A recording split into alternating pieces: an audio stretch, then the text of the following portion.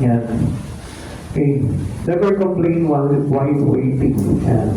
Tayo ba'y naghahantay pa rin sa Lord? Amen! O nag-gather lamang po tayo ng tinatawag na head knowledge? So I hope hindi po gano'n, ano po? Kasi ang pag-aaral po talaga ng salita ng Diyos, ginagawa po natin ito para maging matatag po tayo sa paghihintay pagdating ng ating Panginoon. At hindi po natin ginagamit po yung mga natututunan natin bilang head knowledge naman po para ipakita po natin sa maraming mga tao sa paligid po natin na tayo po'y marunong at nakakaunawa ng mga bagay sa Panginoon, pero hindi naman po pala. Okay. Never complain while waiting. Pagsabi mo muna, huwag kang magre-reklamo habang naghihintay ka. Huwag kang magre-reklamo habang naghihintay ka. This is a common complaint of a Christian. Minsan, ito po yung mga reklamo po niya. Tagal-tagal naman ang preaching ni Pastor na ito, hindi pa tapusin. Ang nakakainip yung service, ang tagal, ang haba. Pwede pa doon sa dati kong pinanggalingan. Pagpasok mo, maya-maya, uwi na agad. Diba? May isang dami natin reklamo eh. Kaya nga po, hindi po tayo talaga nakakapaghintay pagdating sa ating Panginoon. Kaya nga, napapasukan tayo ng iba't ibang bagay. Kaya yun din po yung nagpupush sa atin para tayo po ay mapuwersa ni Satan na mawala sa Panginoon. Okay, tingnan po natin. Moses and Aaron before Pharaoh. Tingnan po natin po ito. Ano? Alam po natin ang panawagan po itong si Moises sa ating Panginoon is to deliver his people from slavery. So, palayain po ang mga Israelitas sa kamay po ng paraon ng Egyptyo. The long wait is over, the day arrives. Ito na, dumating na po yung panahon po ni Moises na kung saan ang haba ng journey ng Moises eh. Alam niyo po ba, nung palang siya po ay inihugos pa lang ng kanyang nanay, nilagay siya sa basket, tapos pinaanod sa may river. So, doon pa lang, nandun na, nakaset na yung calling ng Lord sa kanya. Kaya lang, hinihintay niya yun. Hindi basta-basta kasi yun na dumarating, kundi he's waiting for the moment. He's waiting for the right moment na talagang ito na yung paggamit ng Lord sa buhay niya. This is the moment for which Moses was born. Born his calling. Ibig sabihin, ito na yung kanyang pagkapanganak sa kanyang panawagan. He had come to the kingdom for such a time. Alam niyo po, di ba galing siya sa palasyo po ng paraon, and then lumayas siya, tumakas siya, tapos napadpad siya sa ilang. Habang nagpapastol po siya, nasumpungan niya po dito yung burning bush na kung saan nagsalita si Yahweh, tapos ay binigay sa kanya yung atas ng Panginoon sa kanya, his calling.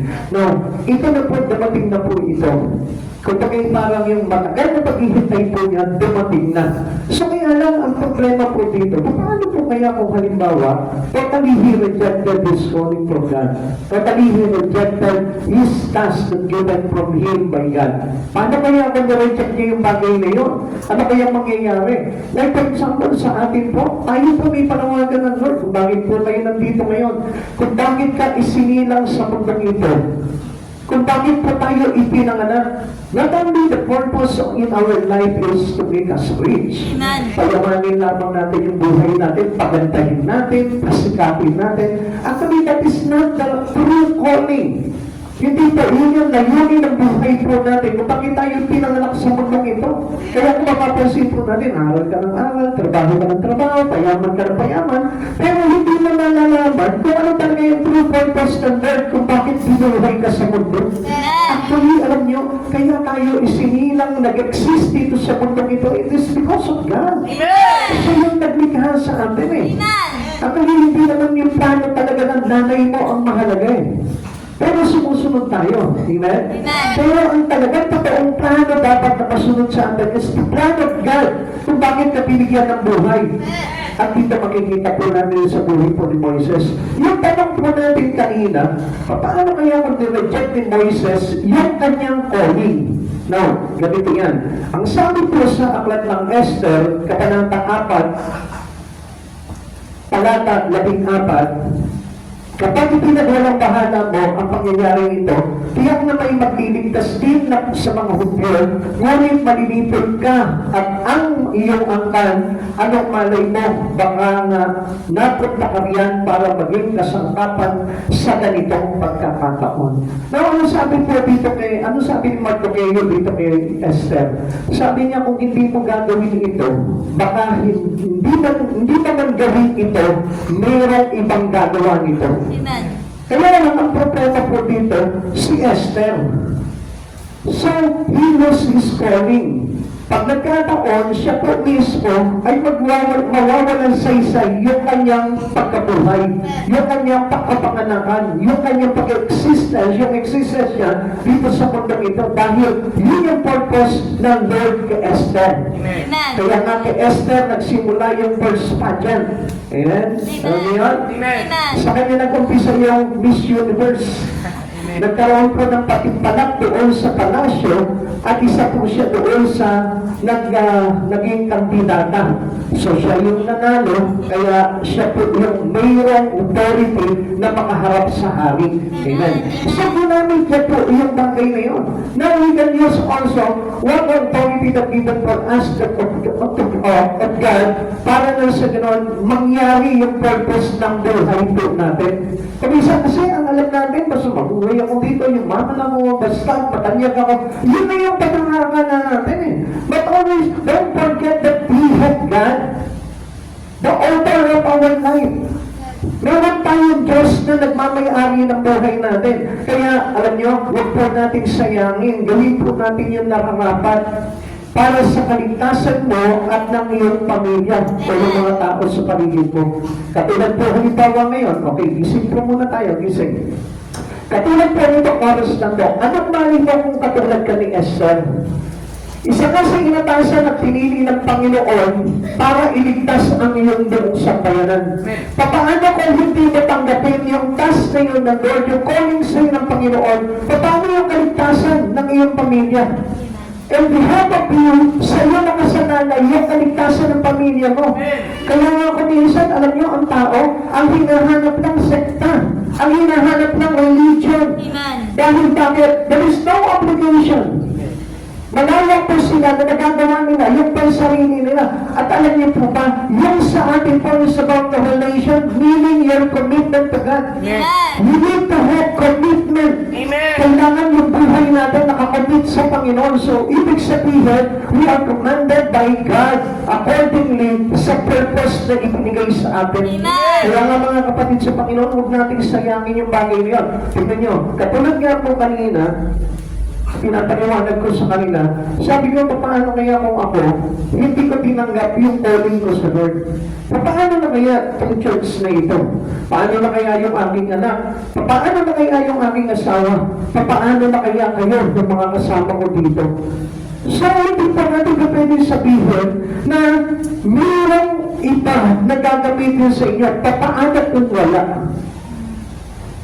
Buti nga po sana, kung mayroon talagang ipapalit ang Lord na gagamitin, paano kung wala? So, doon pa lang sa katanungan na yun, ang hirap mag-risk. Kasi yung kaluluwa talaga na itinalaga sa iyo dahil sa pagkatawag mo sa Panginoon, nakasanalay yan sa pagtupad mo ng iyong gapanin sa ating Panginoon. Amen. Okay, tandaan po natin yan. Previous negative reaction, hindi madali na tuparin ang ating mga tungkulin na inatas sa ating ng Panginoon. Bakit? Kasi mayroon talagang mag-oppose sa panawagan na yun. At yun din po yung mapapansin po ninyo. Ito po yung negative reaction po nitong paraon.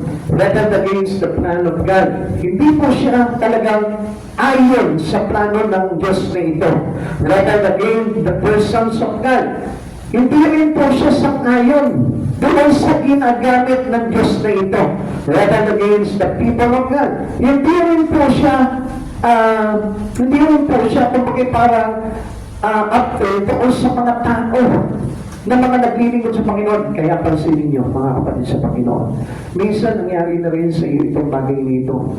There is always a feeling in serving God. Kaya madalas nawawala po tayo doon sa mga bagay na dapat natin gawin pagdating po sa ating paglilingkod sa Panginoon. Listen to this, people of God.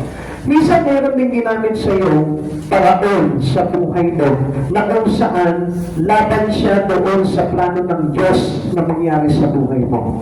Laban siya doon sa tao sa likod na ginagamit sa iyo. Laban siya doon sa mga tao na kasama mo sa paglilingkod sa Panginoon. Hindi po ba't nangyari sa inyo itong bagay na ito? Na mayroong kumontra doon sa paglilingkod mo sa Lord. Na mayroong kumukontra kapag ka nag-church ka. Na mayroong kumukontra kapag ka ibinibigay mo yung buhay mo sa Panginoon. Amen. Well, because Satan is not absent. Amen. Always present siya lalo na sa mga tao na desire na lumapit sa Panginoon. Amen. At yung pong karakter po dito, nitong paraon ay walang iba kundi si Satan. Siya po yung laging hadlang. Amen? Amen. And there is a lot of pearl. Sabihin po natin, ang dami pong anyo nitong Satan na ito eh. It's not only a person who can be used to you to stop you. Sabi ka, hindi lamang tao, kundi pwedeng bagay, pangyayari, sitwasyon, o kung ano man yung mga bagay na ginagawa mo, na pwedeng maging sagapan yan or against sa paglilingkod mo yan sa Panginoon. Kaya nga lagi po tayo maging sensitive pagdating sa Espiritu dahil si Satan mismo, siya po mismo yung napaka-active sa buhay. Kinito kayo dito, huwag po nyo tingnan kung sino po yung mga nandyan. Dito lamang po kayo tumingin. Sayang naman po, mga mamaya, meron pong mga paraon na gamitin po sa inyo. Hindi nyo alam yung mga gagawin po ninyo. Tandaan po natin, meron pa laging gagamitin sa atin para mahadlangan tayo. Now, gawin mo yan. What people must do while waiting. Kadalasan po, kapag meron na po tayo ng tinatawag na kontrabida ng paglilingkod po natin, kadalasan po yan umaayaw tayo.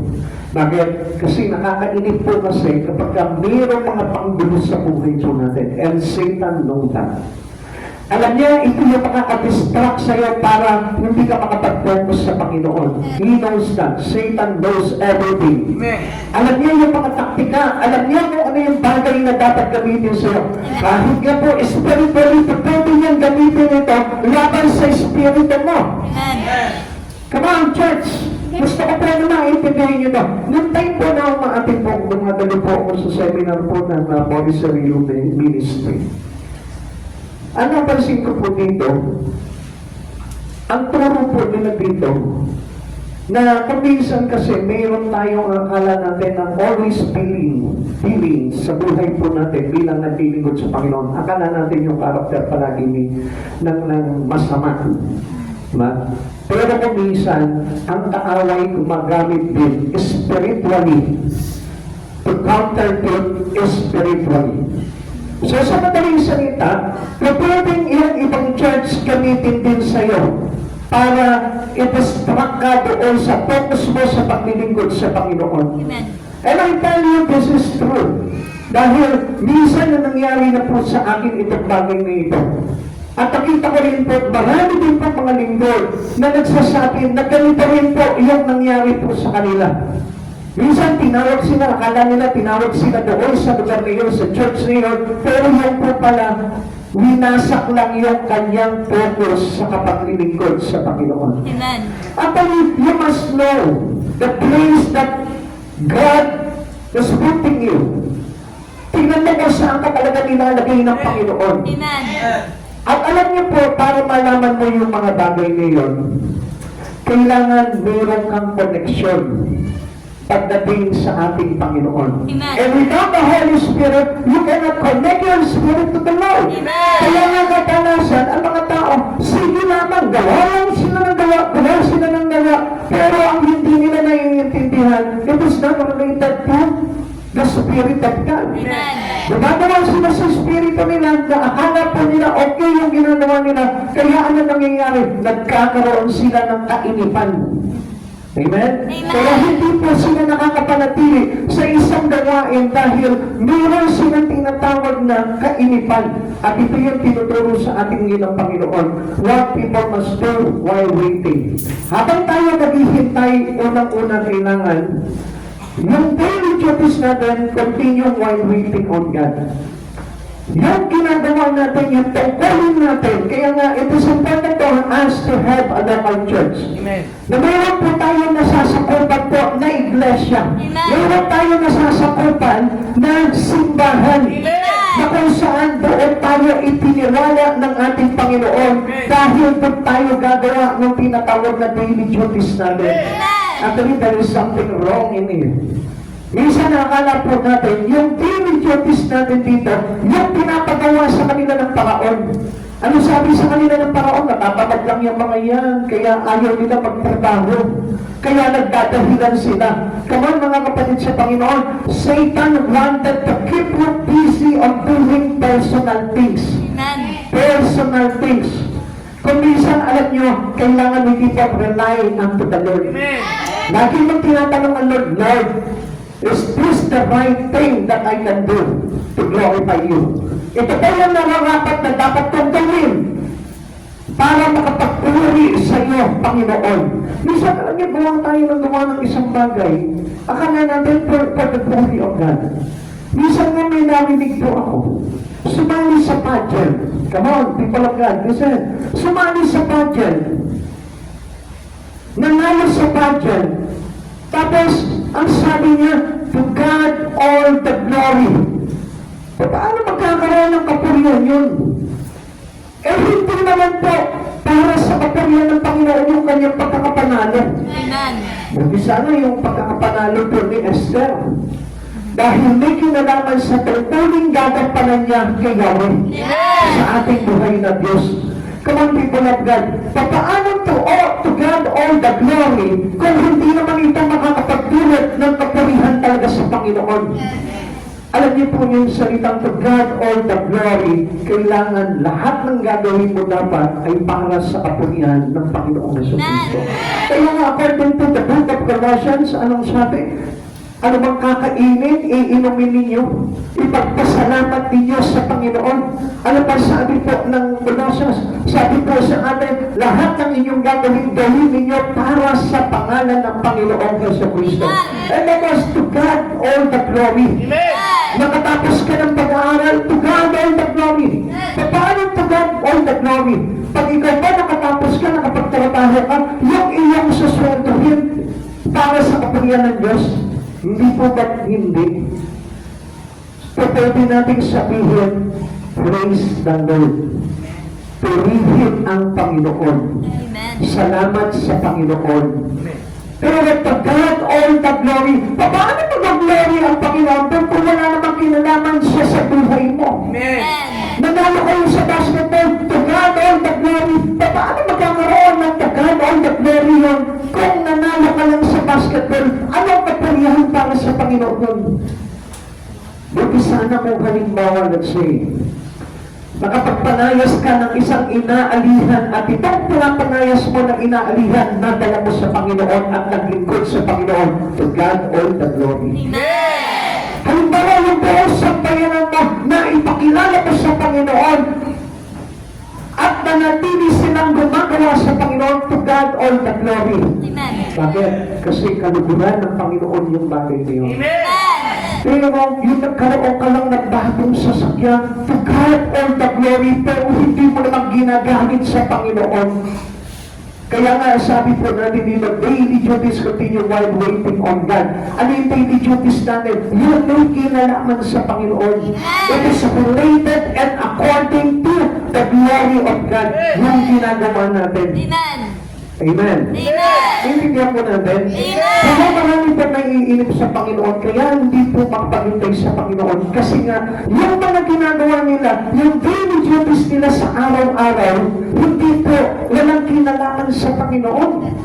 Kaya nga dapat po, lahat ng gagawin po natin, kailangan may kinalaman sa Panginoon. Kaya nga alam niyo, mga kapatid sa Panginoon, hindi natin ito pwedeng isawa ng tabi lamang ang Diyos sa buhay natin. Come on. Exodus chapter 5 verse 45. Tingnan po natin sinabi dito. Sinabi ng hari ng Egypto kay Moises at Aaron, at bakit ninyo ilalayo ang mga tao sa kanilang trabaho? bumalik kayo ngayon din sa inyong mga trabaho. Mas marami na nga ang mga Hebreo kaysa mga Egyptyo. Nais pa ninyong tumigil sa pagtatrabaho, sabi sa kanila ng Paraon. Satan wanted us to keep busy in the things around us. Yun ang laging panangga ng kaaway para na sa ganon, hindi tayo magkaroon ng daily duties pagdating sa Panginoon. Mahalaga yung meron tayong daily duties pagdating sa Lord. Amen. Dahil dito natin napaparangalan ang Panginoon at dito tayo nagiging matatag sa paghihintay natin sa ating Panginoon. Amen. The people expected immediate release. Ganyan po yung ugali natin eh. Parang sinasabi natin sa Lord, Lord, magligtas ako. Magligtas na agad. Ba't kailangan pang gawin ko itang bagay na ito? Ba't kailangan ba ako maghintay ng matagal sa pagkabalik mo para lang tanggapin ko yung kaligtasan ngayon? Come on. We need our patiently waiting. Gusto ng Lord kasi na talagang maitas yung puso natin kung willing tayo magtiis, maghintay sa kanyang pagkabalik. Alam niyo kasi tayo sinusukat ng Panginoon eh. Kaya nga alam niyo, kuminsan, yung totoo talagang pagsamba sa Panginoon matagal. Mahaba ang oras, hindi maikli lang. Amen. Bakit? Tinitingnan kung mainipin ka sa buhay. Sapagkat ang mga mainipin sa buhay, walang napapala. Amen. Wala silang na-achieve sa buhay nila. Like nakita niyo po ang ugali natin. Gusto natin palagi yung madalian eh. Gusto natin yung biglaan. Kaya nga kapag halimbawa, let's say, gusto natin halimbawa, kita agad eh. Yung kumita agad tayo eh. Ayaw natin yung maghihintay ka pa ng matagal, maghihintay ka pa para dumating yung kita. Gusto natin yung instant lang eh. Mamaya papasok ko, gusto ko may sweldo na agad. Ganun po tayo eh. Tatandaan ko po nung nagtatrabaho po ako sa Singapore po noon. Inip na inip po ako. Bakit? Kasi ang tagal ng sweldo. Ang sweldo po doon, hindi katulad dito. Doon po kasi monthly ang sweldo namin. So ang tagal na ubos na yung pera ko bago kapasweldo ulit. So kaya ang ginawa ko po noon, sa inip ko, umuwi na lang ako dito sa Pilipinas. Sabi ko, matagal ang pera dito. Okay, malaki nga ang sweldo mo, ang tagal mo namang hihintayin. Kaya hindi ako makapaglangwatsa po ng mga panahon na yun dahil minsan nauupusan na ako. So, ganun po kasi ang attitude ng tao eh. Ina-apply po ngayon nila sa Panginoon. Kaya nga po, kapag ka nagsimba ka ngayon, gusto pagpasok, mamaya uli na agad. Amen? Kaya walang sense yung ating pagsamba sa Panginoon eh. O kung minsan naman, halimbawa, magtitiis na, magsimba nga po siya ng matagal, pero yung puso niya naman, wala na sa simbahan. Naiiwan na lang yung kanyang katawan, pero yung kanyang espiritu nandun na pala sa labas. Naintindihan niyo? Ano ibig sabihin doon? Wala yung kanyang presence pagdating sa pag-aaral ng salita ng Diyos. Don't stop working as hard as before on God. Minsan tinitigil na po nila eh. Ayaw na po nila maglingkod talaga at magtyaga talaga ng magpakahirap, magpagal pagdating sa Panginoon. Kasi nga gusto nila yung tinatawag na instant salvation. Amen. Yung kapag ka nakilala mo ang Panginoon ngayon, ligtas ka na kahit wala ka nang gawin. Okay na yun. Hindi po ganun ang Lord eh. Gusto ng Lord, manatili ka sa kanyang naghihintay. Reason, bakit po? Anong dahilan? Why should they work hard with deliverance near? Ganun ang katwira nila eh. Uy, iligtas naman tayo. Malapit ng kaligtasan. Eh, bakit ba ako gagawa sa Lord? Pinahintayin ko na lang siya. Hindi po ganun ang talaga naghihintay. Ang naghihintay po talaga, nagpapagal. They know before the Lord. Kasi yan po yung kailangan eh. Nakikita na pinagsisikapan natin. Pinagpapagalan natin yung aanihin natin tagumpay na kaligtasan sa buhay na walang hanggan. Galatians chapter 6 verse 9. Kaya huwag tayo magsasawa sa paggawa ng mabuti. Pagdating ng takdang panahon, tayo'y mag-aani kung hindi tayo magsasawa. Kaya ang gusto ng Lord, matuto po tayo maghintay. We need to have patiently waiting. Bakit? Sila po kasi yung mag-aani pagdating ng araw. Yung hindi nagsasawa na paglingkuran ng Lord, yung hindi nagsasawa sa pag-church, yung hindi nagsasawa sa Bible study, yung hindi nagsasawa na mag-akay, yung hindi nagsasawa sa init ng araw para lamang makaakay ng kaluluwa para sa Panginoon. Hindi siya magsasawa. Kaya alam niyo, nung araw, ako po nung araw, sa dating pananampalataya ako pa, kapag nagsisimba ako, gusto ko lalabas agad ako eh. Basta makapag-cross lang ako, okay na po yun. Basta makakawit lang ako ng isang awit, lalabas na ako, okay na yun, feel ko na yun, ganun lang pa yun. Bakit? Kasi mainipin po tayo. Kalikasan ng tao mainipin. Kaya tignan mo yung katabi mo ngayon, naiinip na. Tanungin mo siya, naiinip ka na ba? Naiinip ka na ba? Amen? Ha? Naiinip na mo ba? Hindi pa naman, okay, lumalaban pa, okay pa yan. So, tuloy pa po natin ito. Taas lang ang kamay kapag nainip ka na. Okay, sige. The mistake of some who have set pain for Christ's return. Ito naman yung mga parang pagkakamali po ng iba habang sila po ay naghihintay ng pagdating ng Panginoon. There are others who did nothing for the Lord but just waited. Meron po, marami po, na naghihintay pero wala namang ginagawa. Amen. So, hindi pa natin mako-consider na naghihintay sila. Kasi kailangan po talaga na may ginagawa tayo. Mamaya, mapakita po natin yun, no, para maintindihan nyo na talaga. Some have spent lavishly and waited. Talagang they do hard work.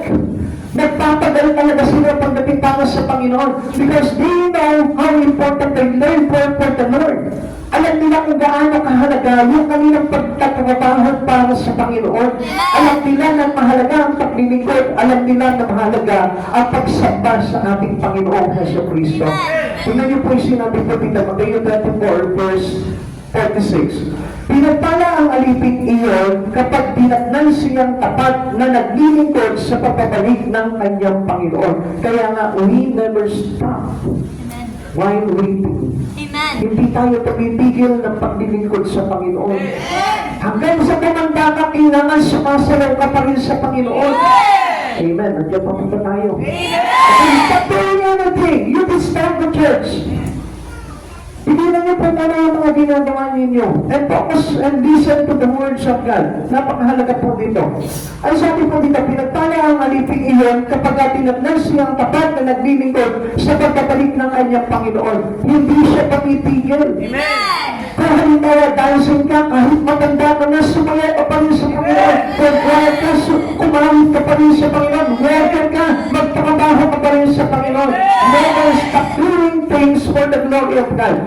Kasi ang sabi sa atin, pinagpala ang alipin iyon kapag tinatnan siyang tapat na naglilingkod sa pagkabalik ng kanyang Panginoon. Napakahalaga nun, mga kapatid sa Panginoon. Kaya huwag tayo mainginip. God called us to be faithful to daily tasks while waiting. Tinawag tayo ng Panginoon para maging tapat po tayo doon sa mga araw-araw na pinagagawa sa atin ng Panginoon. Amen. And come on, church, kung mapapansin po natin, many Christians today, there is no daily duties. Wala silang pang-araw-araw na ginagawa pagdating sa Panginoon. Many Christians, a little number of a Christian who do things daily in God. Napakakukunti lamang.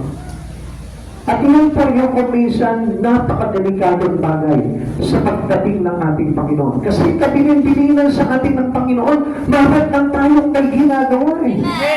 Magsikap tayo at magsasawa sa paggawa ng mabuti sabi sa ating ng Panginoon. Minsan, mga kapatid sa Panginoon, mahalaga na tayo po yung may ginagawa for the glory of God. Amen? Amen. Example po natin dito, yung the parable of the 10 virgins.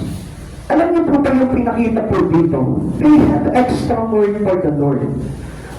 Saan po itong dalaga na ito na naghintay sa Panginoon nilang sa pagdating ng ikakasal? Ngayon, naghihintay po sila, hinabot po sila ng andok, makatulog sila dahil ang tagal po dumating po nitong ikakasal na lalaki, itong group. Then, meron silang daladalang mga ilawan. At yung ilawan ng mga wise virgins, ay meron po silang tinatawag na extra oil. While the previous virgins, the five foolish virgins, wala. So, alam niyo po ba kung anong ipinapakita po dito? They always prepared. Itong five wise virgins are prepared always before the coming of their master. Amen. Naman, kapatid sa Panginoon, ang preparation po natin sa paghihintay sa Panginoon ay wala pong iba, kundi yung tayo po ay nagsisikap na makagawa para sa Panginoon. Amen. Yun yung tamang paghihintay. Sabi mo sa tabi mo, huwag ka muna matutulog. Huwag ka muna matutulog. Ang matulog, daratnan ng Panginoong tulog. Ang matulog na ng Panginoon na tulog. Ngayon, ito pong Polish virgins na ito, wala silang tinatawag na extra oil. Kaya ngayon, nung may mga sumigaw, nandyan na ang ikakasal. Nataranta ngayon sila. Nagpaalat po sila dahil mauubos na yung kanilang ilawan, yung oil sa ilawan po nila. Kaya ang sabi, humingi sila dito sa five wise virgins, tapos hindi sila binigyan dahil hindi pagkakasya. Kaya anong ginawa? Bumili na lang kayo sa tindahan. Yung pag-alis po nila, ang nangyari po, dumating yung ikakasal at napagsakan sila ng pintuan. Kapatid sa Panginoon, ganoon din po tayo. Habang tayo gumagawa, kailangan we use our extra oil. Meron tayong tinatawag na extra effort to God. Amen. Kailangan lagi tayong putok-putok ng langis. At yung langis na yan, it is anointing of God. So pag sinabing anointing of God, yun yung ating yung authority natin na makagawa po tayo sa Panginoon. And we never lose that oil. Amen. Pansinin nyo, ano po yung reason why we need oil? Why do we need oil? Bakit po kailangan na ng langis? Para manatili po yung ilaw ng kanilang ilawan, ng kanilang lampara. Kapatid sa Panginoon, kailangan meron tayong extra oil para manatili yung liwanag ni Kristo sa buhay natin. At alam niyo po ba kung sino yung mga nagliliwanag? Sino yung mga umaakay para makapanumbalik ang tao sa Panginoon? Sino yung gumagawa for the glory of God, hindi for the glory of themselves? Sila yung gumagawa. Ibig sabihin po nito, pansinin niyo po ang isang makina, ang isang sasakyan. Kapag walang langis, hindi aandar yan, masisira yan. It is the same with us. The oil that coming from God, yan yung nagpapaalat po ng ating espiritu para makagawa tayo na makagawa sa Panginoon. Kaya nga hindi po natin hinahayaan na wala tayong ginagawa sa Panginoon. Dahil puno tayo ng langis na galing sa ating Panginoon. And that oil is the Holy Spirit. Amen. It is the anointing of God. Yung kapangyarihan ng Diyos sa pamamagitan ng banal na Espiritu Santo kung bakit nagiging masipag ang isang Kristiyano gumagawa araw-araw. They have daily duties for the glory of God. Hindi sila nagsasawa. Hindi sila hinataman. Hindi sila nawawala ng gana. Hindi sila nanlalamig sa mga bagay na ginagawa nila sa Panginoon. Why? Because they have full with the presence of the Holy Ghost.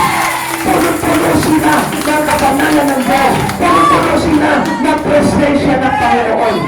Kaya nga, while waiting on God, we need to have a daily duties. Sabihin mo sa katabi mo, kailangan ng daily duties.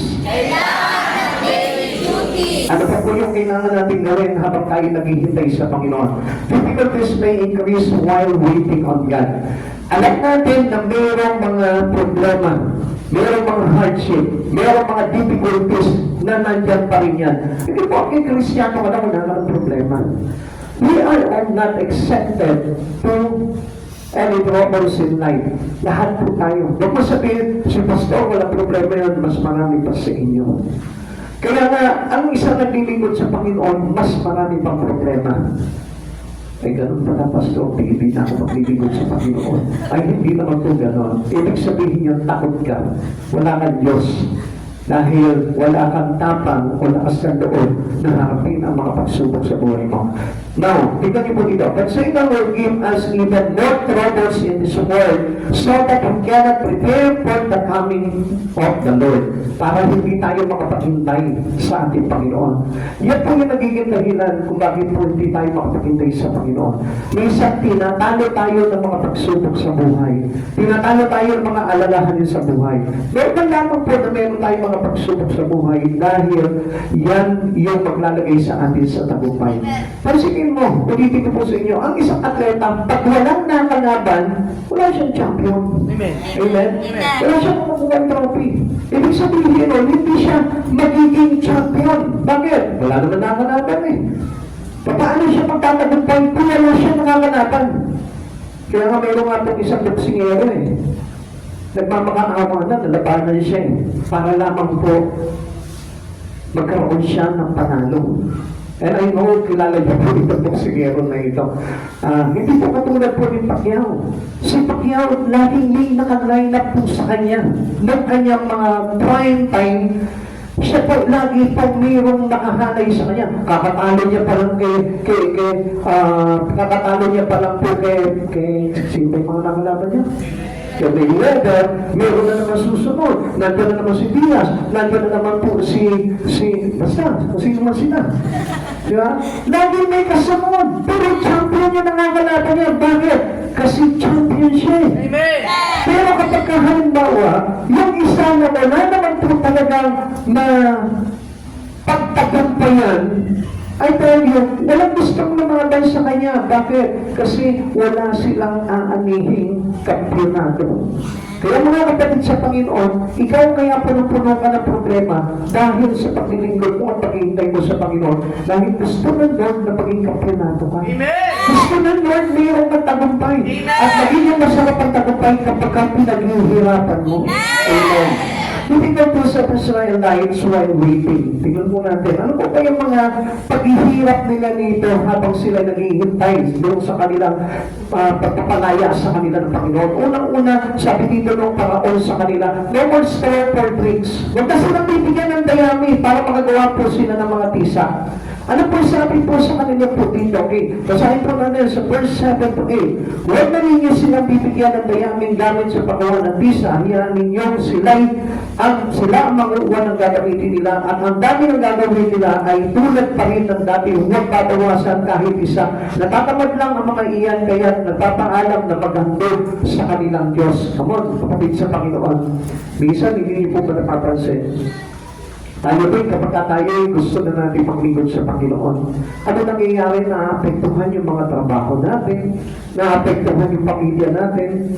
Kaya po, umisan parang sinasabi po sa atin ng mga boss natin, ng mga tao sa family natin na wala po talaga sa Panginoon. Ano sinasabi nila? Naku, nagtatahilan lang yung mga yan. Kasi tinatamad lang magtrabaho yung mga yan.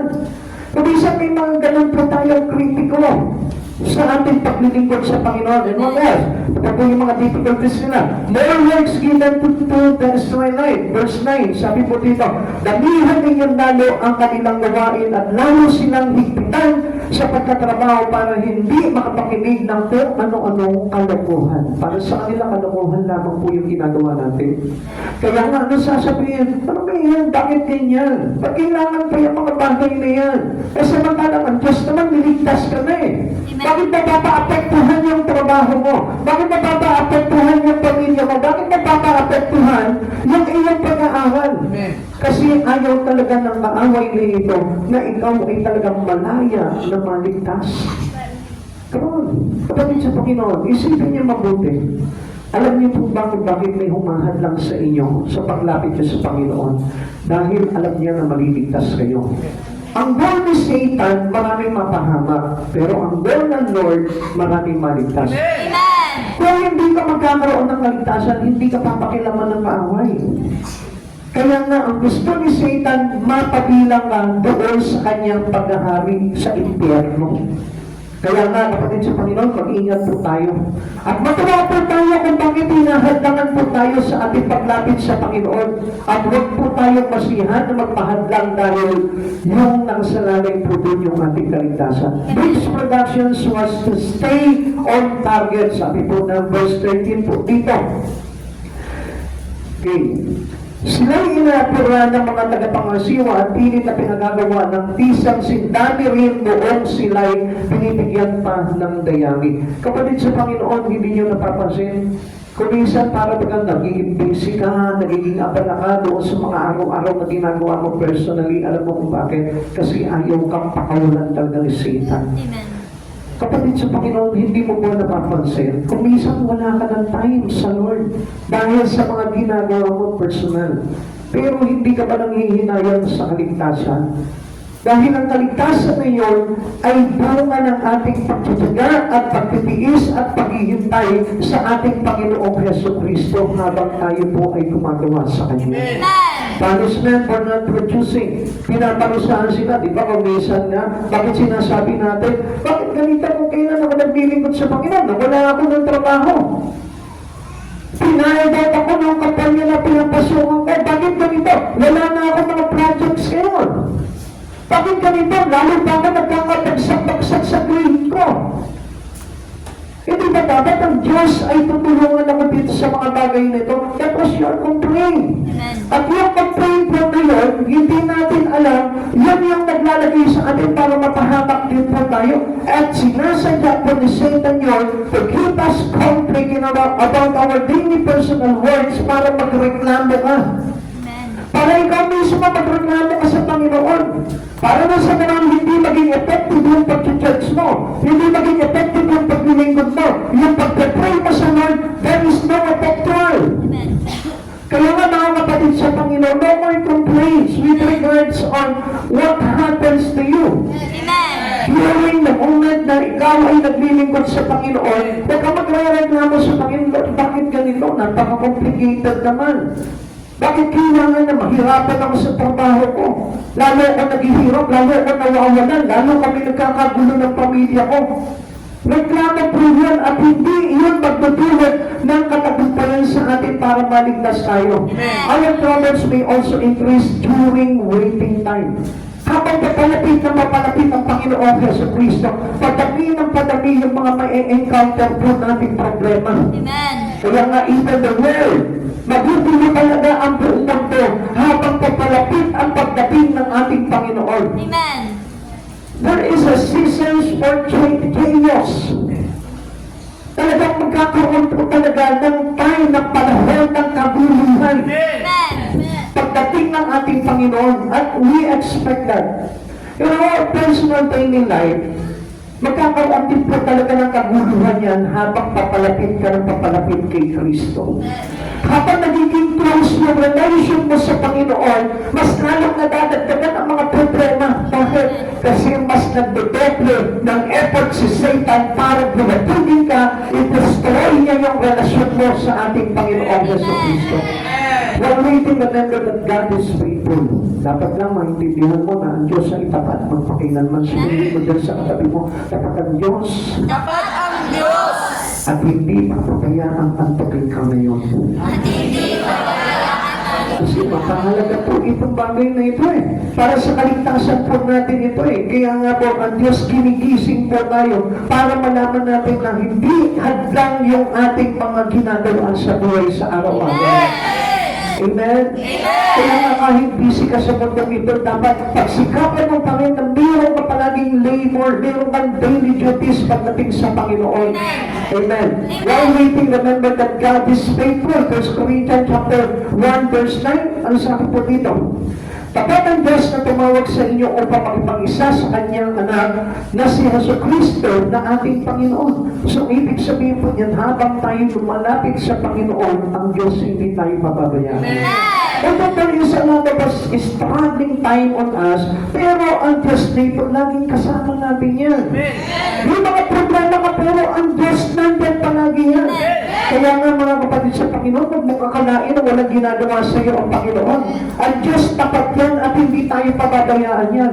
Ikatlo, some may become impatient while waiting on God. Nauubusan tayo ng pasensya. Minsan naiinip na tayo. Nawawalan na tayo ng gana. Naiinis na tayo at gusto natin, tama na ito, stop na ako dito, ayoko na dito. And most especially, alam nyo, kapag ka ikaw nag-i-import ka sa church, aasalan ka talaga ng kaaway. Uubusin yung pasensya mo, gagalitin ka talaga, iising ka talaga sa mga bagay na itinuturo sa iyo. Bakit? Kasi yun yung binubulong sa iyo ng kaaway. Ang gusto kasi ng kaaway, maubusan ka ng pasensya. Yung impatient po natin, yun po yung pinakamabigat na kalaban natin. Why are many Christians are stuck on service? Bakit marami po mga Kristiyano talaga tumitigil sa kanilang paglilingkod sa Panginoon? Naiinip agad sila, napapagod sa mga pagsubok. Kaya nga po, una, sabi po sa atin ito, what must people do while waiting? Daily duties continue, tuloy-tuloy pa rin dapat yung ginagawa natin sa Panginoon. Ikalawa, difficulties may increase. Madadagdagan yung mga pagsubok na pinagdaraanan natin dahil habang ikaw nagiging champion ka, mas tumitindi yung nagiging kalaban mo. At ikatlo, ito po sinasabi po dito, the son may become impatient while waiting on God. Kailangan na magtitipag palagi tayo.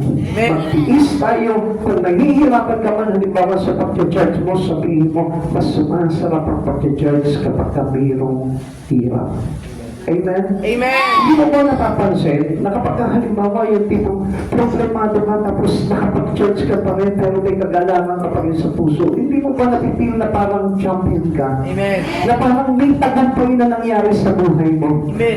Ano magagawa mo halimbawa may problema ka, nandun ka lang sa bahay mo, nagbubukbok ka? Di ba wala namang mangyayari sa buhay mo? Samantalang kapag natuloy ka pa rin, nagsisimba ka pa rin, nag-worship ka, naglilingkod ka pa rin sa Panginoon, doon mo napipil yung tagumpay ito. Walang nagagawa sa si Satan. Amen?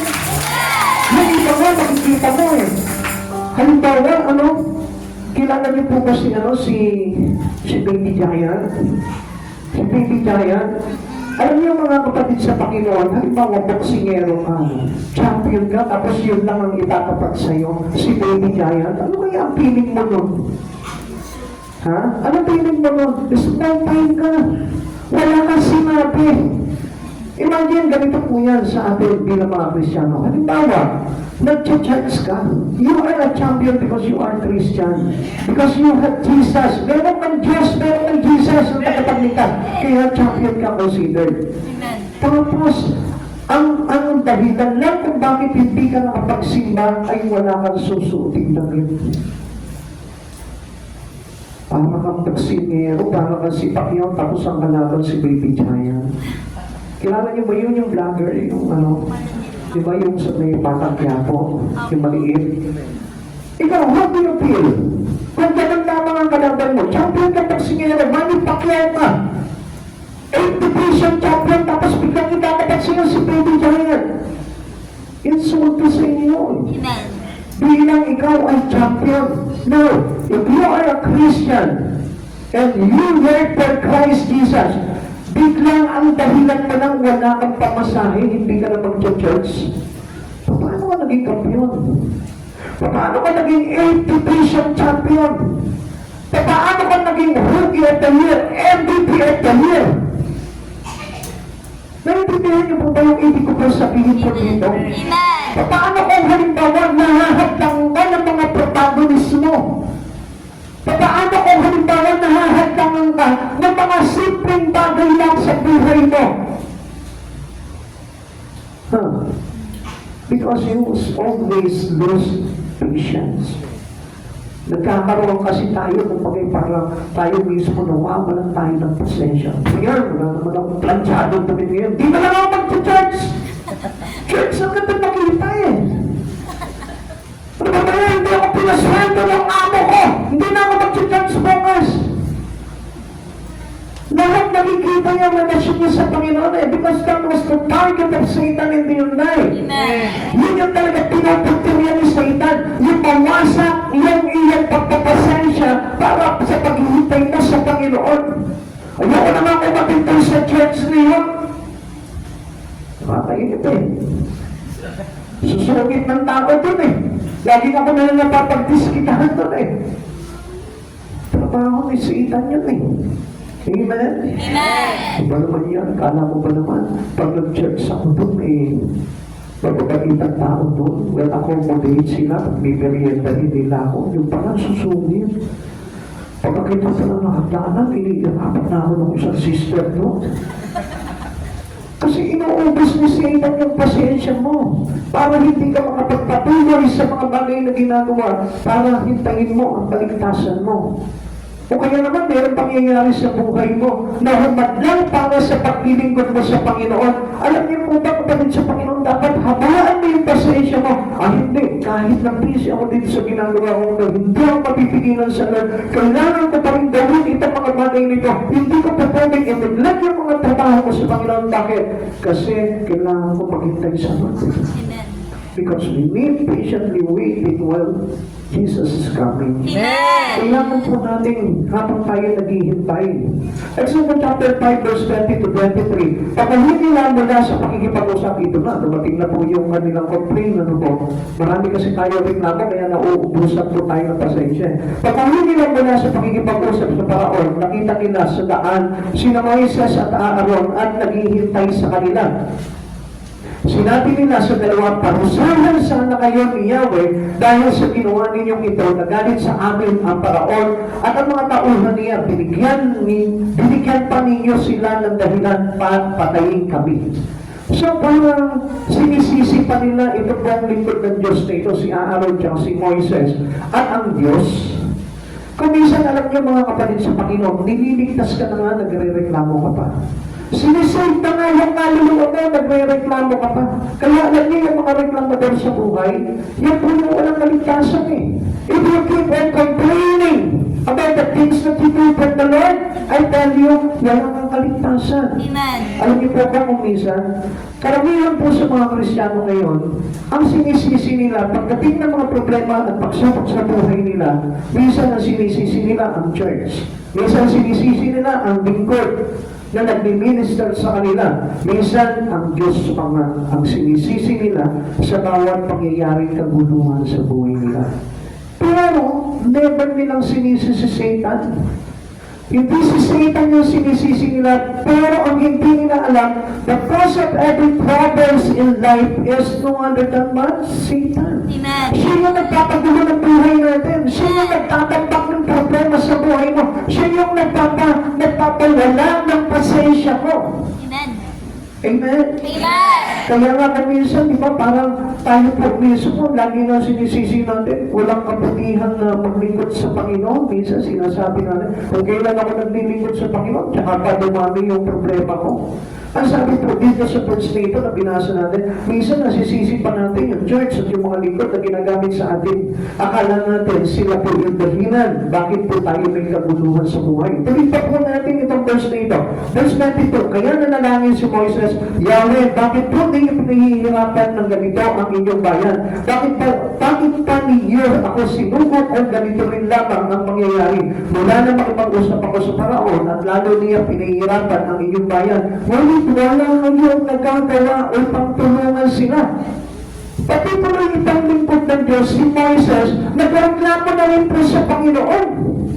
Dahilan naman ito, kung bakit ito si Moises ay nagreklamo sa Panginoon, kasi yung naririnig niya dahil sa kanyang mga kasama, sa mga Israelita, ay puro reklamo na lamang. Amen.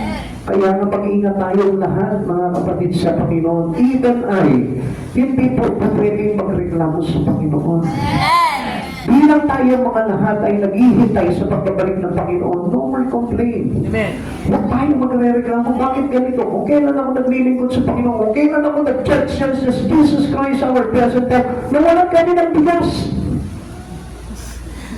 Imagine that. Hindi ka naman hinahat naman sa pagtatanim na sa bukid eh. At Diyos pa may kagagawa mo, baka wala ka ng bukid, kaya wala ka bigas.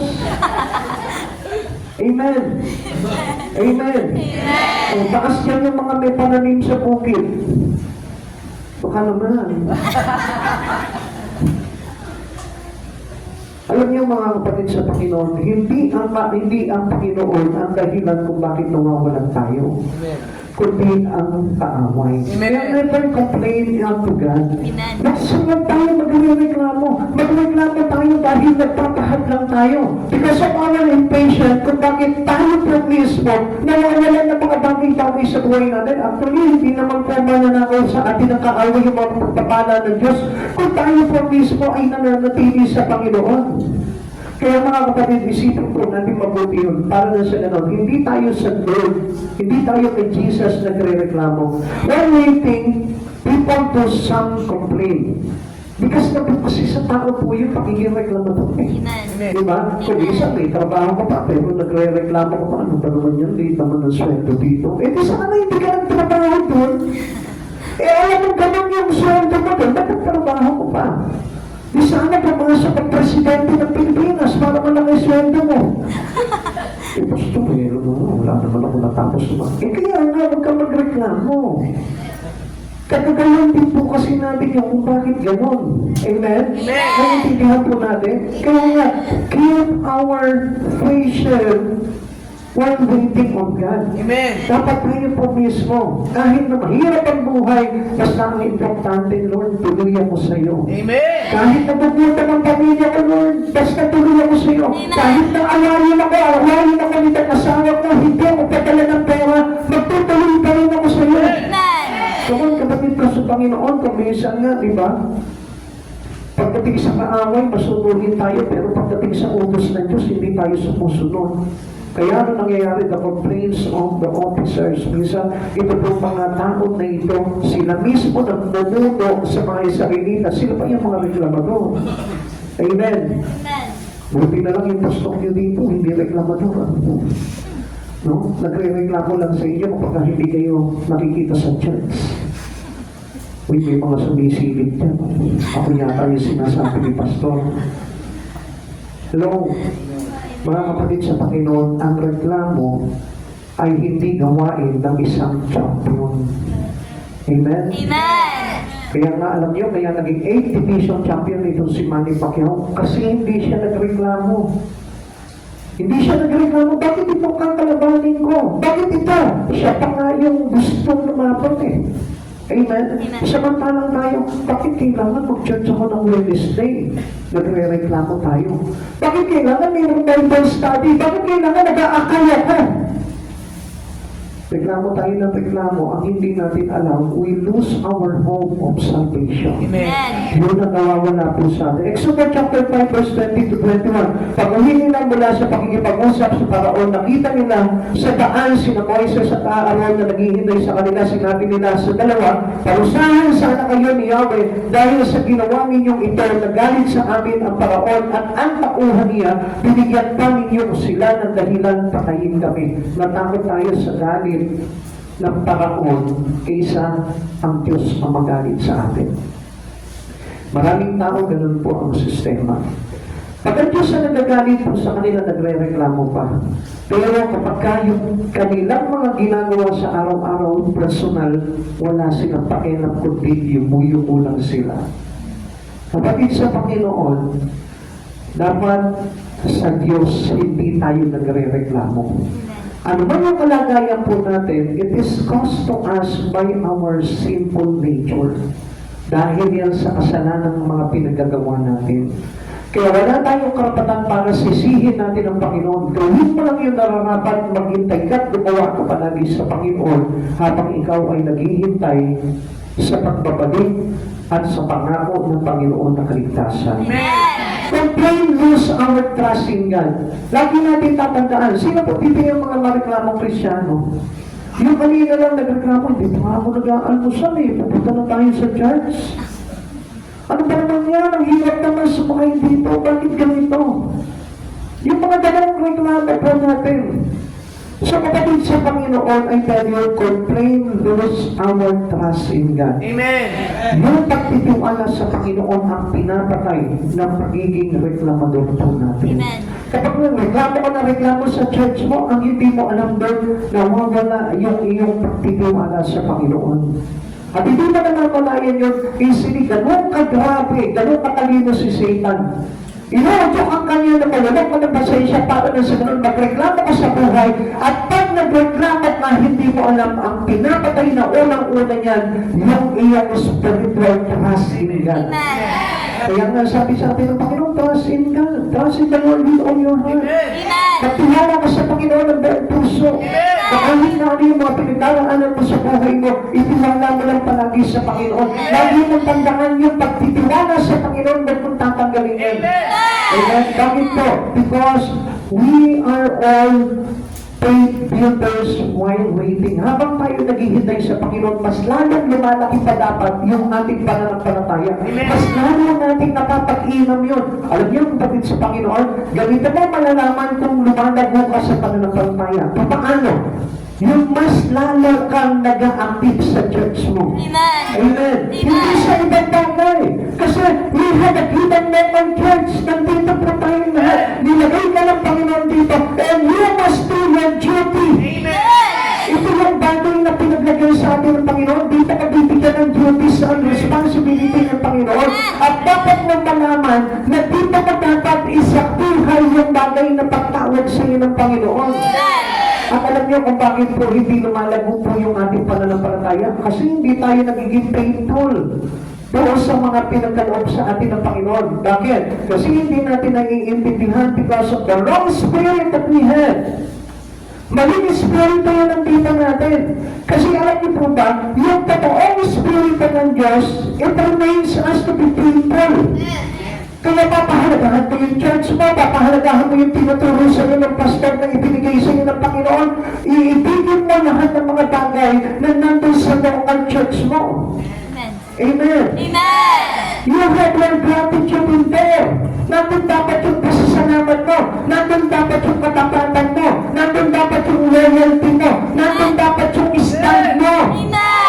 Amen. Amen. Ganun po yung paghihintay natin sa Panginoon. Nagpapalago po tayo ng ating pananampalataya. Ikaw mismo, nagiging kagamit-gamit ka doon sa church mo. Ikaw mismo, nagkakaroon ka ng tungkulin. Ikaw mismo, nagkakaroon ka ng malasakit. Ikaw mismo, nagiging tagapagtapad ka ng simbahan ng ating Panginoon. See the effect of the complainers on Moises? Alam niyo po ba kung ano naging epekto po nito? Never complain to us. He is the same God who never break His promise for us. Bakit ba ka naghahanap sa iba? Come on. Alam niyo po ba na ang Diyos ay iisa? At ang Diyos po natin walang iba kundi ang ating Panginoong Hesus Kristo. Amen. And He was sent to us by the Father in heaven. He is. So, sa madaling salita po dito, ang epekto po ng mga mareklamo pagdating sa Panginoon, sila po mismo yung nag-break ng promise ng Lord para sa kanila. Amen. Kaya mga maging faithful po tayo. Sabi po ng Exodus chapter 5 verse 22 po to 23, kaya manalangin si Moises, Yahweh, bakit po ninyo pinahihirapan ng ganito ang inyong bayan? Bakit pa ninyo ako sinugo kung ganito rin lamang ang mangyayari? Mula na makipag-usap ako sa Paraon, ay lalo niya pinahihirapan ang inyong bayan, ngunit wala kayong ginagawa upang tulungan sila. Cause also to his servant to complain.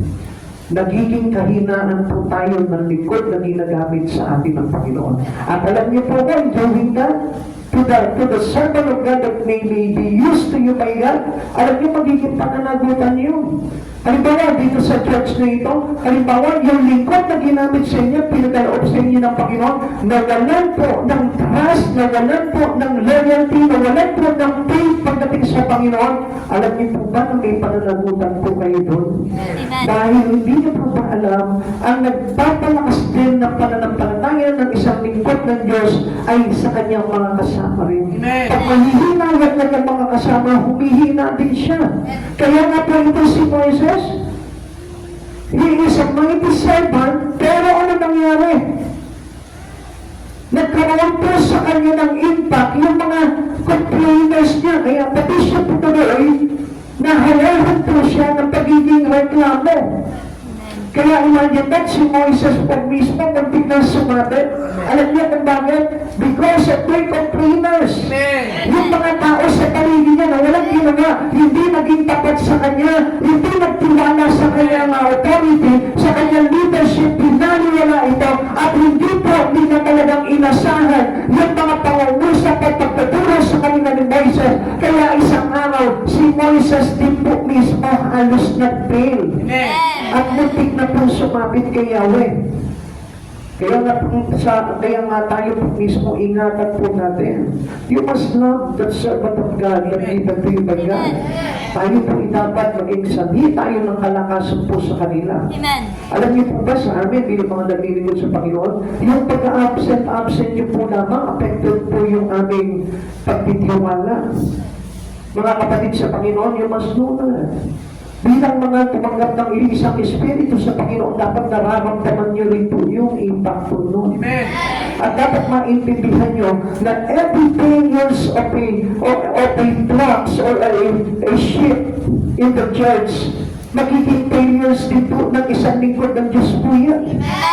Ngayon mga kapatid sa Panginoon, paano mo magiging lumakas o mapalago yung iyong pananampalataya sa Diyos kung ikaw mismo nagiging cause ka ng failures sa isang lingkod ng Diyos? Kapatid sa Panginoon, isipin mong mabuti. Dapat po tayong lahat ay maging matatag po tayo at tapat sa ating sinumpaan sa Panginoon. You must not everything in here. Because you are the one who gave to us, my God.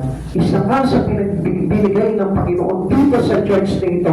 Kaya ikaw din mismo dapat ilagay mo yung pagsuko. Amen. Or else, hindi ka tapat sa Panginoon. Dahil ang pagkakakakala po natin, we have a different God to others. Kaya nga mga kapatid sa Panginoon, yung iba gusto lamang po talaga fame and glory, popularity.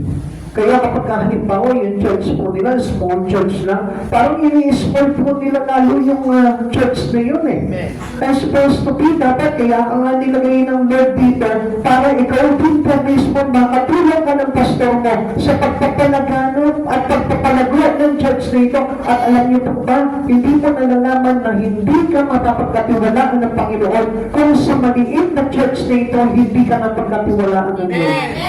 Minsan humahakbang tayo sa ibang bagay na kung saan matatanyag tayo. Kaya samantala sabi sa atin ng Panginoon, kung gagawa ka, dapat hindi ka napaparamala, hindi ka napatanyag, kundi mas nakakahigit pa ang iba sa iyo. Kaya mga kapatid sa Panginoon, you may cause trouble in your church kapag ikaw mismo naging complainers ka ng church na ito.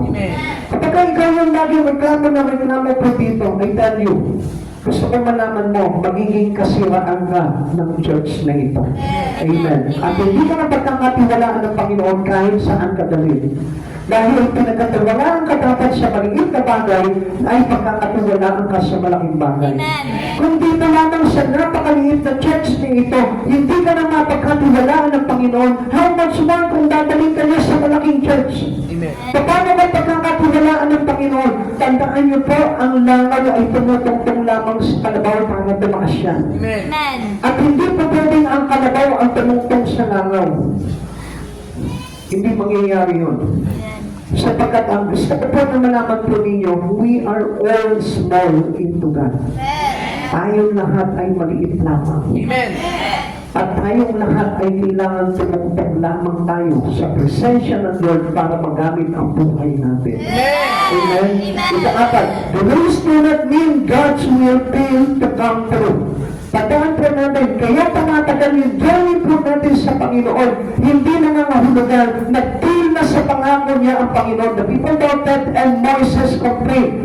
Kaya nga po, nung nag-doubt po itong mga tao, itong mga Israelita, pati po si Moses nag-complain na. Akala niya walang ginagawa si Yahweh. Exodus chapter 6 verse 1 and 2, sinabi ni Yahweh kay Moses, makikita ko ngayon kung ano ang gagawin ko sa Paraon. Hindi lamang sila mapipinitang pumayag na kayo umalis, ipagkakabilang pa niya kayo. Sinabi ng Diyos kay Moses, ako si Yahweh. Always remember that this word, ako si Yahweh, ang ibig sabihin is powerful. Amen. Bakit po naging powerful yan? If you know God is a powerful God, yung pagsasabi sa iyo, ako si Yahweh, ibig sabihin, you trust in me. Magtiwala ka sa kapangyarihan ko at kaya kong taparin sa iyo lahat ng mga ipinaraman ko sa iyo. God promises were unchanged.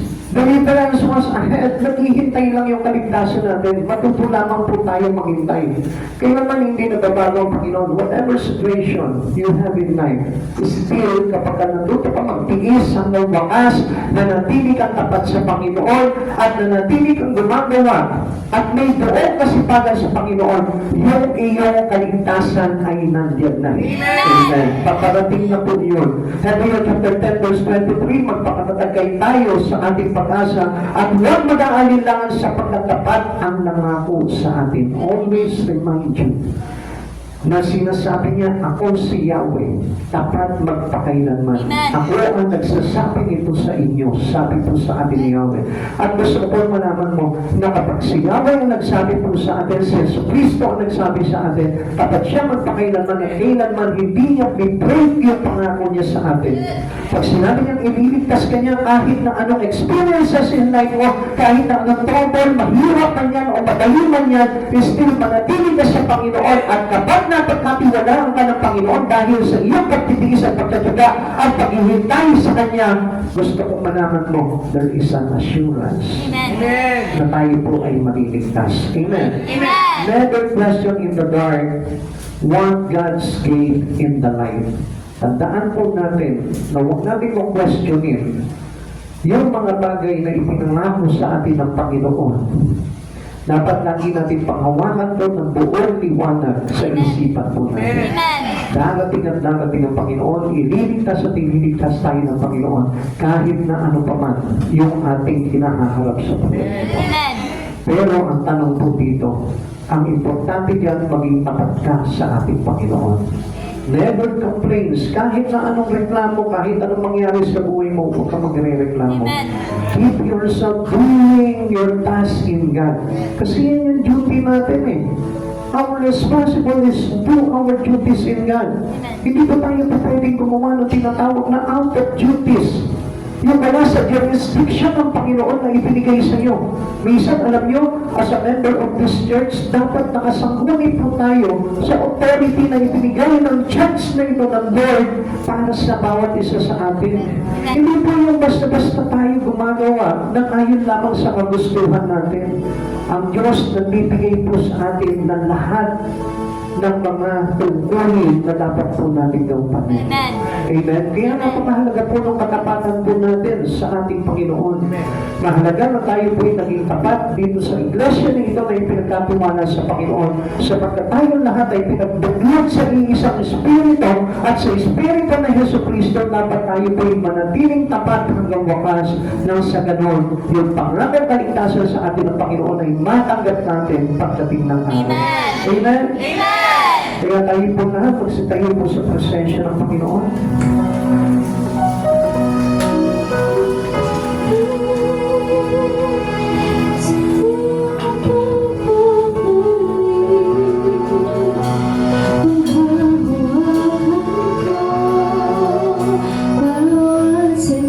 Sabi sa Panginoon, kung gusto mo subukan kung gaano na yung katapatan mo sa Panginoon, tingnan mo kung ano po yung kalagayan mo sa iyong iglesia.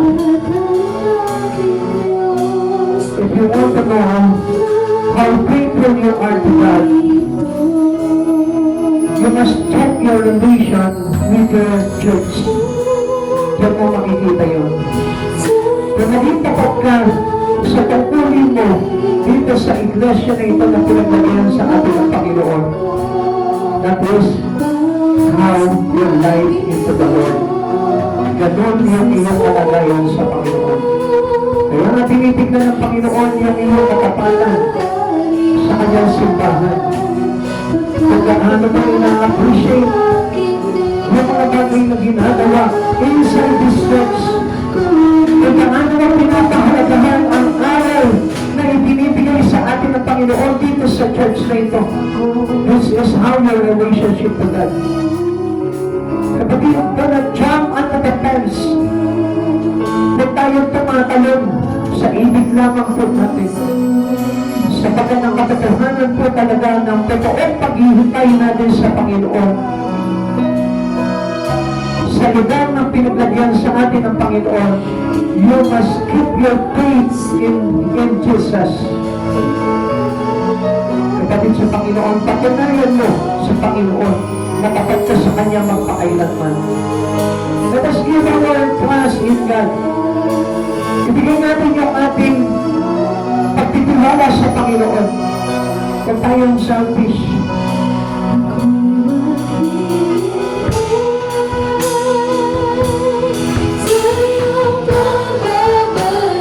Isa-isahin mo yung mga daily duties mo. Kaya yung mga bagay na ginagawa mo sa araw-araw ay may kinalaman sa Panginoon. Ang tayo mo na, mas lalo mo sana na pag-iinamin yung iyong responsibilidad na ipinagkakilala sa iyo ng Panginoon. Iingatan mo yun, iibigin mo yun, pahalagahan mo yun.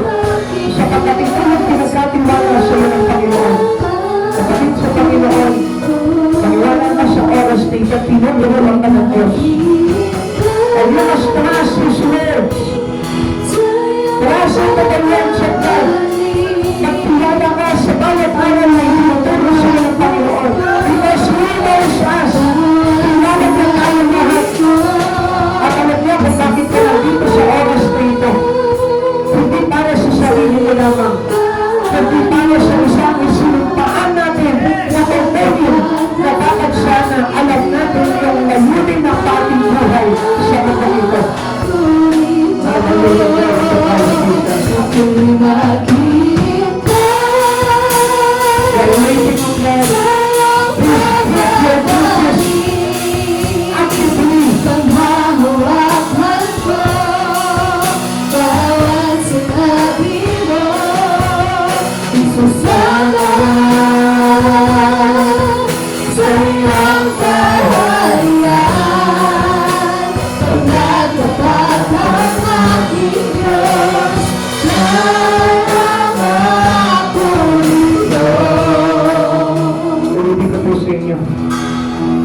Dapat ang Diyos kailanman at hindi siya sisira sa bawat pangako.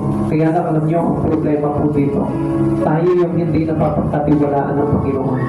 Madali tayo umayaw, madali tayo nagsasawa, madali tayo naiinip. At ang gusto po natin, yung laging thrill.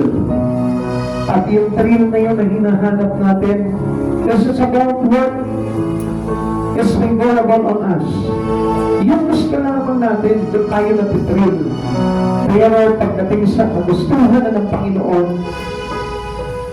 it seems to be parang boring para sa atin. Magitang tayo doon, kapatid.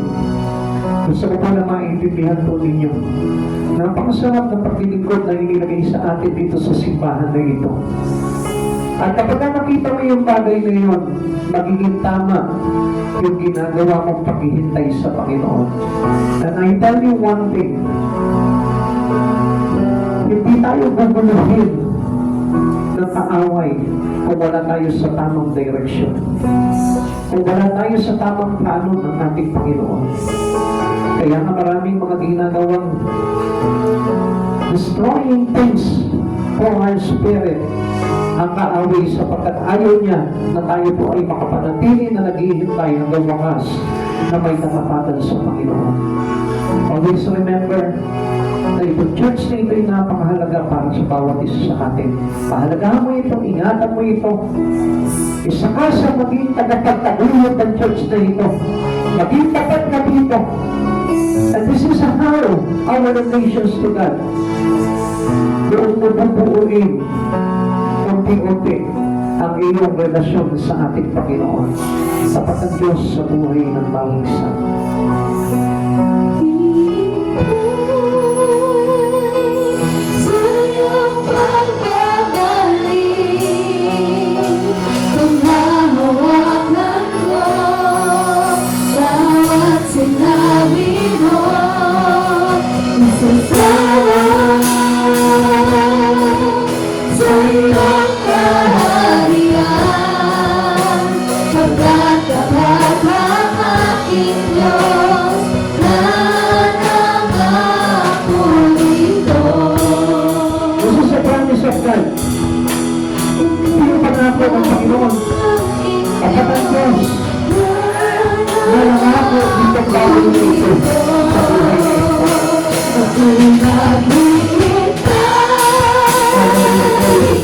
Sa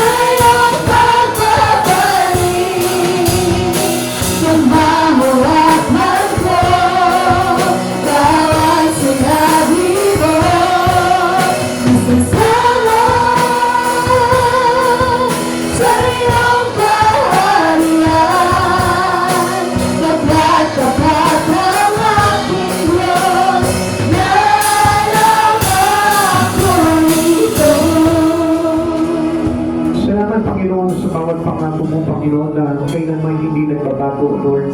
Kailangan, Panginoon, ay patuloy mong ginaganap, Panginoon, at gaganapin sa aming mga buhay, O God. At Panginoon, panatiliin mo, Panginoon, ang katapatan ng bawat isa, O God, sa church dito, O God. Turuan mo po kami, Panginoon, na maunawaan ang mga bagay nito, Panginoon.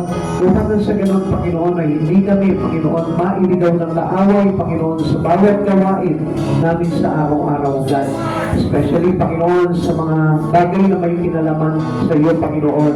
Huwag po kami madaya ng kaaway dito, Panginoon, upang patuloy po na magkaroon ng saysay ang lahat ng bagay na aming ginagawa, Panginoon. Yung aming paglilingkod, yung aming pagsamba, yung aming pananalangin, Panginoon. At bawat bagay na spiritual na ginagawa po namin para sa iyo. Panginoon Jesus, ipaunawa mo sa amin ang lahat ng bagay na ito, Lord. Especially, Panginoon, sa mga bago namin mga kapatid, O God, alam namin, O God, na mag-struggle pa po sila, Panginoon, sa pangunawa, O God. Subalit na nananalig kami sa banal na Espiritu Santo, O God. Hindi namin inimitahan, Panginoon, ang kakayanan mo bilang Diyos, O God. Na even po, Panginoon, bago pa lamang po sila, Lord, lalagyan mo po sila ng kaganapan at kaunawaan sa mga bagay nito, O God. Upang maintindihan nila na lubusan ang mga bagay nito. Lubos po kami umaasa, Panginoon, sa pangyarihan mo, O God, na Lord, mag-uunawaan nila ito, Panginoon, sapagkat alam po namin na saganang aming kapahayagan lamang po, O God, kung wala ka, Panginoon, hindi po nila maunawaan ang buong liwanag ito. Subalit naniniwala kami, Panginoon, na kinasihan mo ng kapangyarihan mo at Spirit of presensya mo, Panginoon, ang bawat aral, O God. Kung kayo magiging maliwanag sa kanilang puso at isipan, O God, ang mga bagay at kahalagahan ng mga aral mo, O God. At sa oras nito, Lord, naniniwala ako, Panginoon, na marami kang ililigtas, Panginoon, sa church nito, O God. At umaasa kami, Panginoon, na mas dadagdag pa, Panginoon, ang mga ililigtas mo, Panginoon, sa mga susunod na araw, O God.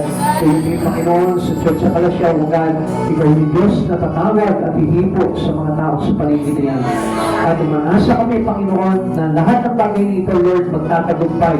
Kung kami, Panginoon, ay patuloy na nagkakaisa sa Espiritu mo, Panginoon Jesus, at sa katotohanan ng kapahayagan at mula sa iyo, God. Maraming salamat po, Panginoon. Lord, patuloy mo panatilihin sa amin ang Espiritu mo, God. Espiritu ng katapatan, Espiritu, Panginoon, ng pagtitiis, Panginoon, habang kami naghihintay sa iyong pagbabalik, O God. Upang hindi kami madaig, Panginoon, ng anumang mga pagsubok, Panginoon, na dumarating sa aming buhay. Salamat po, Panginoon, sa kalakasan, O God, that you made us strong, Panginoon, to become a champion, O Lord, to become a Christian who has our championship trophies, O God, in you. Lord, naniniwala kami, Panginoon, na ikaw yung Diyos na magkakaloob dito. Salamat po sa bawat pangako mo na aming pinangahawakan, O God. Salamat, Panginoon. Pagpalain mo po, Panginoon, ng church na ito at ang bawat isa sa amin, Panginoon. Pagpalain mo, siksikliglig ito maaakaw na pagpapala. Ingatan mo po kami, Panginoon, sa aming pag-uwi. Ingatan mo po ang aming mga sasakyan. Maluwalhati kami, Panginoon, na makarating sa aming pupuntahan at makabalik, Panginoon, ng maluwalhati. Nakasama ang presensya mo, Panginoon, sa aming buhay. Salamat po, Panginoon Jesus. Ligtas po kaming lahat, Panginoon, dahil presensya mo ang lagi namin kasama, Panginoon Jesus, sa buhay nito at sa buhay na darating. Salamat, Panginoon Jesus, sa iyong dakilang kapurihan. To God be thy glory. In Jesus' name, Amen. Amen.